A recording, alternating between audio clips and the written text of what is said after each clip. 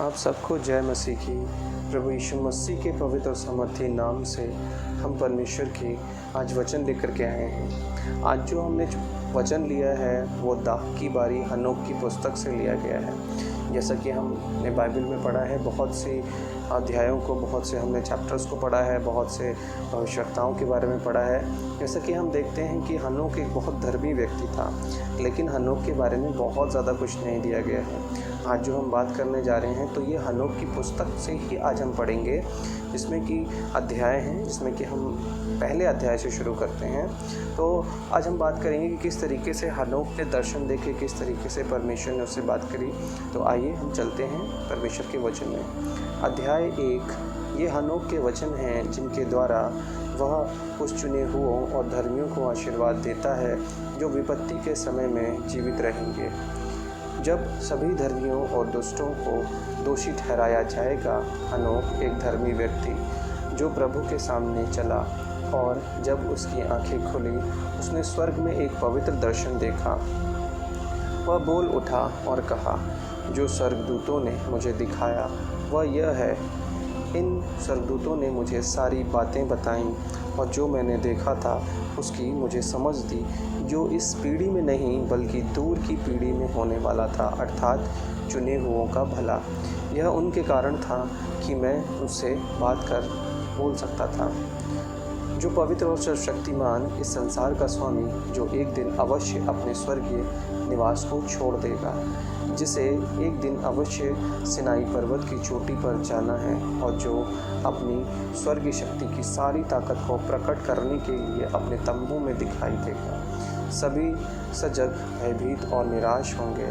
सभी को भय और आतंक दबोच लेगा, यहाँ तक कि पृथ्वी के छोर पर भी ऊंचे पहाड़ हिलाए जाएंगे। ऊंची पहाड़ियाँ उदास होंगी, वे उसके मुख के सामने से ऐसे पिघल जाएंगे जैसे ज्वाला के सामने मोम हो। पृथ्वी जलमग्न हो जाएगी और उसमें बसने वाले सब नष्ट हो जाएंगे। अब सभी प्राणियों का न्याय किया जाएगा, सभी का, धर्मियों का भी, लेकिन धर्मियों को शांति मिलेगी।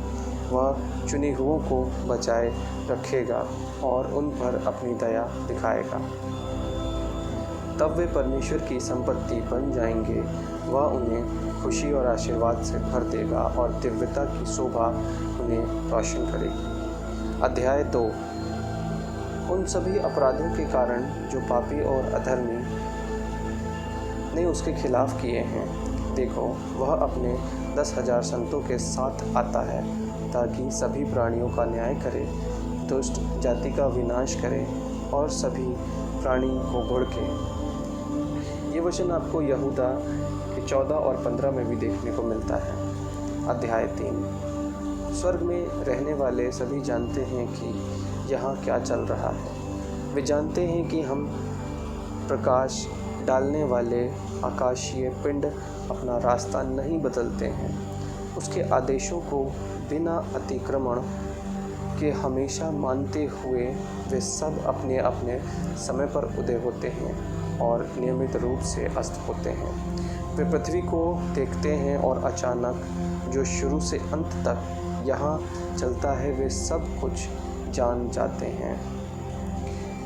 वे देखते हैं कि परमेश्वर के प्रत्येक रचना उसके लिए तय पथ का अनुसरण करती है। वे गर्मी और सर्दी को देखते हैं। वे देखते हैं कि पूरी पृथ्वी पानी से भर चुकी है और यह कि बादल, वाष्प और बारिश तापमान को ठंडा करते हैं। अध्याय 4 वे विचारते हैं और प्रशंसा करते हैं कि प्रत्येक पेड़ को पत्तियों का ताज पहनाया जाता है, और तब वह उन्हें कैसे खो देता है। केवल 14 विशेषाधिकार प्राप्त पेड़ों को छोड़कर जो हमेशा हरे रहते हैं और जो कोई सर्दियों तक वसंत की उपस्थिति दिखाते हैं। अध्याय 5 वे फिर गर्मी के दिनों में सराहना करते हैं कि सूर्य अपनी दौड़ के आरंभ से पृथ्वी को कैसे गर्म करता है। जब तुम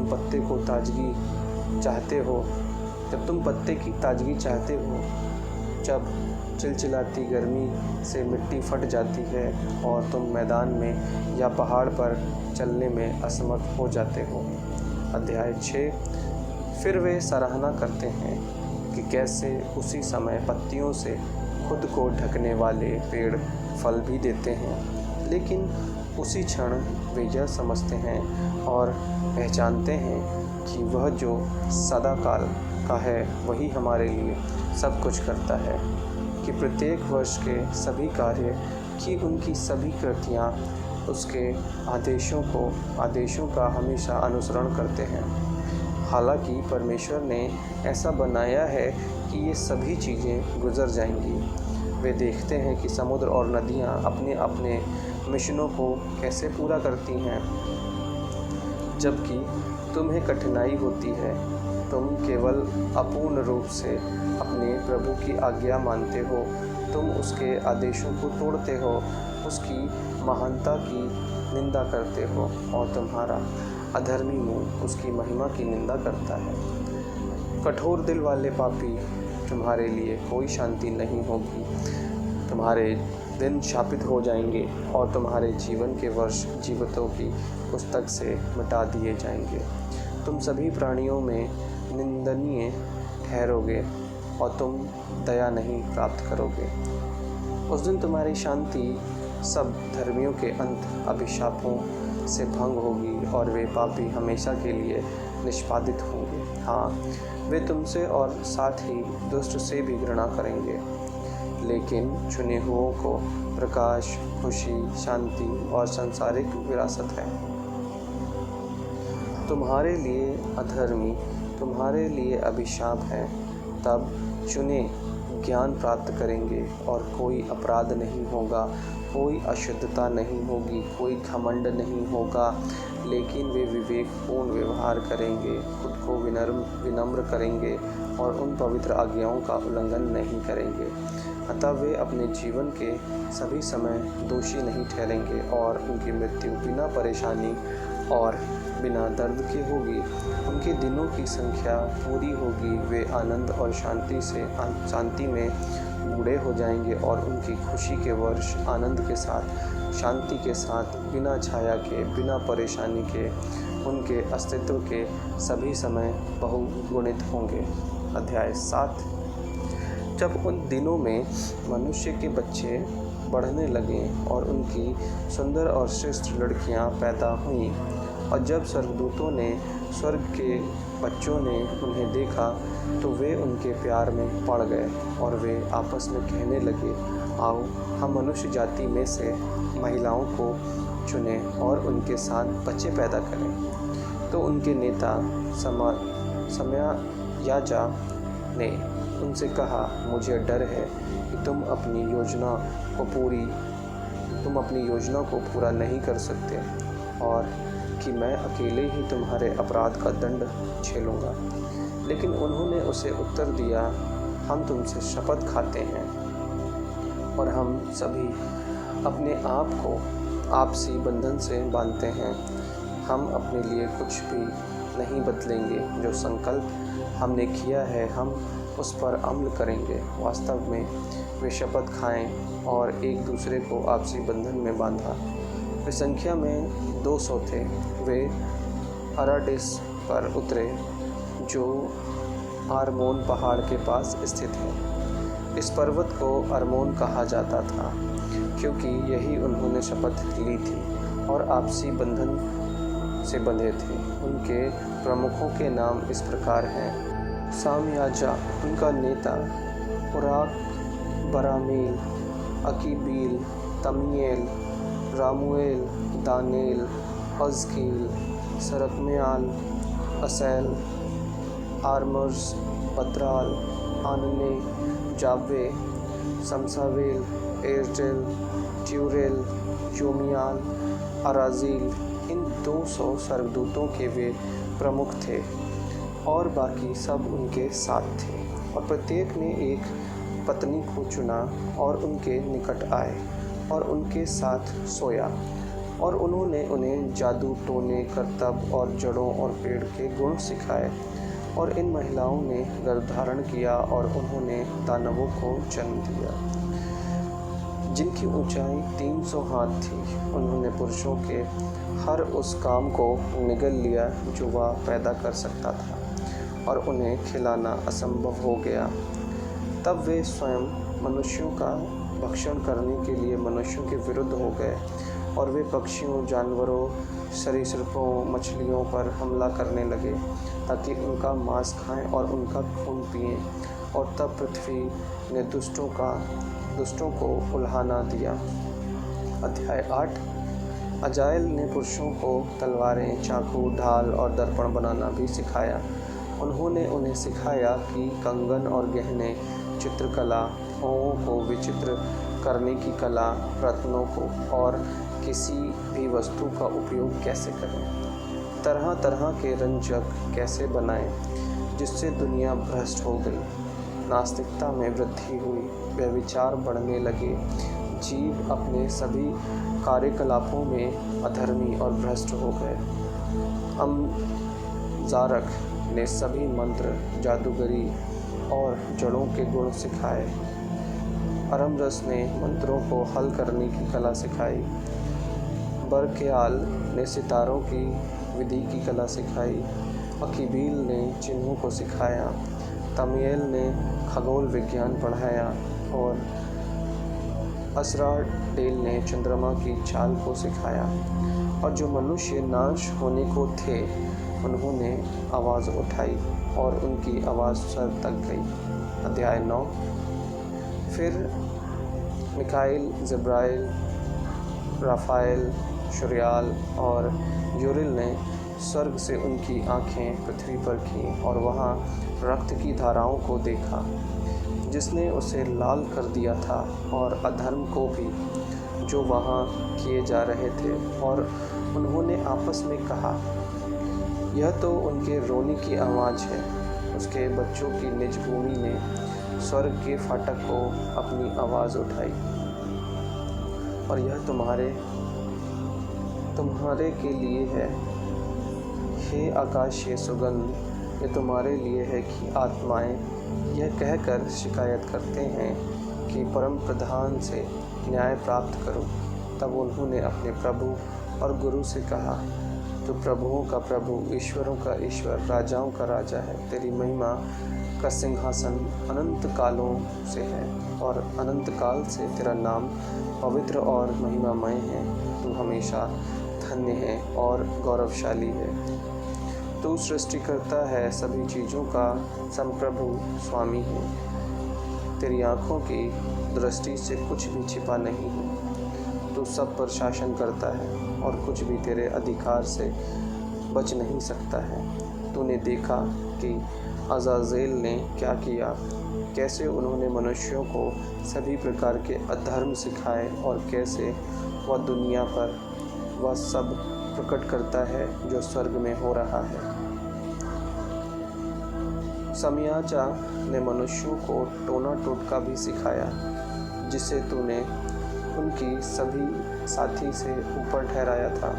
उन्होंने खुद को मनुष्यों की पुत्रियों के साथ संबंध किया है। उन्होंने उनके साथ पाप किया और अपने को अशुद्ध कर लिया। उन्होंने उनके लिए सबसे जघन्य अपराधों की खोज की, और महिलाओं ने दानवों को जन्म दिया, और सारी पृथ्वी रक्त और अधर्म से भर गई। और अब जो लोग मर चुके हैं, उनकी आत्माओं को देख, तुझ तक उनकी आवाज़ पहुंचती है, और वे अपनी शिकायतों को स्वर्ग के फाटकों तक लाते हैं। उनके विलाप तुझ तक उठते हैं। मनुष्य उस अधर्म से भाग नहीं सकता जिसने पृथ्वी को ढक लिया है। अब इससे पहले कि वे अस्तित्व में हो, तू सब जानता है, तू सब बातें जानता है। तुझे वह सब कुछ जो चल रहा है पता है, और फिर भी तू हमें कुछ नहीं बताता। इतने अपराधों के लिए हमें दुष्टों का क्या करना चाहिए। अध्याय 10। जब परम प्रधान महान और पवित्र ने अपनी वाणी का उच्चारण किया, और उसने लेमेक के पुत्र के पास अर्शियालीलोर को भेजा, यह कहते हुए कि मेरे नाम से उससे बोल, लेकिन उसकी आँखों से छिपा रख। फिर उस महान प्रलय को प्रकट कर जो सभी मानवों को नष्ट करने के लिए है, क्योंकि बाढ़ का पानी पृथ्वी के मुख पर फैल जाएगी और प्रत्येक प्राणी नष्ट हो जाएंगे। लेकिन उसे सिखा कि कैसे बचें, उसे बता कि उसकी जाति कैसे संपूर्ण पृथ्वी पर जारी रहे। तब प्रभु ने राफेल से कहा, अजाजेल को ले जाओ, उसे उसके पैर और उसके हाथ से बांध दो, उसे अंधेरे में फेंक दो और उसे ड्यूडेल के रेगिस्तान में छोड़ दो। उस पर भारी और नुकीले पत्थर बरसाओ, उसे अंधकार से ढक दो, उसे वहाँ हमेशा रहने दो, उसके चेहरे को मोटे घूंघट से ढक दो और वह प्रकाश को भी न देखे। और जब न्याय का दिन आएगा तो उसे आग में डुबो देना। फिर पृथ्वी को शुद्ध करो जिसे स्वर्गदूतों ने अपवित्र किया है, उसमें जीवन की घोषणा करो, उसे बताओ कि मैं उसे पुनर्जीवित करूँगा। सभी मनुष्यों के पुत्र उन रहस्यों के कारण नष्ट नहीं होंगे जिसे सजग लोगों ने उन पर और उनके संतानों पर प्रकट किया और सिखाया है। लेकिन अजाजेल की अशुद्ध शिक्षाओं से पृथ्वी अपवित्र हुई है, अतः वह ही सभी अपराधों के लिए जिम्मेदार होगा। तब प्रभु ने इस्राएल से कहा, दुष्टों के पास जाओ, बदमाशों के पास व्यभिचार के इन बच्चों का विनाश करो। सजगों ने इन संतानों को मनुष्यों के बीच में से मिटा दो, उन्हें धक्का दो, उन्हें एक दूसरे के खिलाफ उत्तेजित करो ताकि वे अपने ही हाथों नष्ट हो जाएं, क्योंकि उनकी आयु के दिन पूरे नहीं होंगे। वे तुमसे भीख मांगेंगे, लेकिन उनकी प्रार्थना से उन्हें कुछ लाभ न होगा और उनके लिए अपने संतानों के अनंत जीवन की आशा रखना व्यर्थ है, और यहाँ तक कि वे उनके लिए 500 साल के जीवन की उम्मीद भी करें। प्रभु फिर मिकाइल से कहता है, जाओ और साम्यजा और उन सभी की सज़ा की घोषणा करो। वह सज़ा को